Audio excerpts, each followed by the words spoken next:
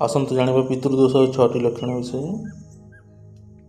प्रथम लक्षण घरे सब बेले टंका पैसा धनर अभाव रहिबा, जिते टंका कमाउथिले मध्य अଯଥା खर्चरे सहीबा, जिते चेष्टा कले भी हाथ रे टंका न रहिबा, चाकरी बा बिजनेस रे सब बेले समस्या लगी रहिबा। आसतु जानिबा द्वितीय लक्षण विषय।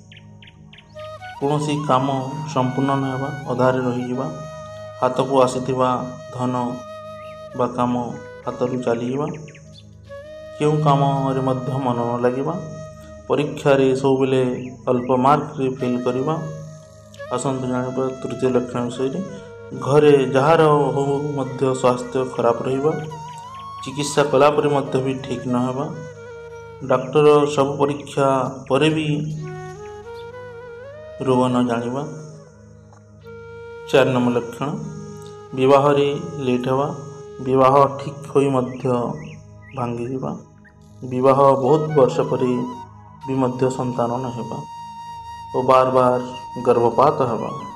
आसतु जानिबा 5 नंबर लक्षण सबु थाई किछि नथिबो एमिति मन को भावना आसीबा, घर झगड़ा हेबा, घर भाग भाग फाट सृष्टि होगा, घरे कहीं जणे अधिक निशा पानी पीवा व निशार आदत रे पड़ीबा, यही सबू पितृदोष लक्षण।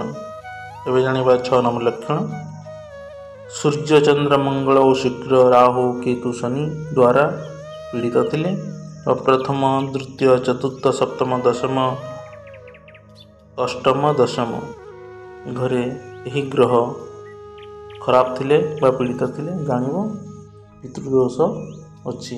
तो तार उपाय आम नेक्स्ट वीडियो कहवा पितृदोष केमिति मुक्ति पाइबे।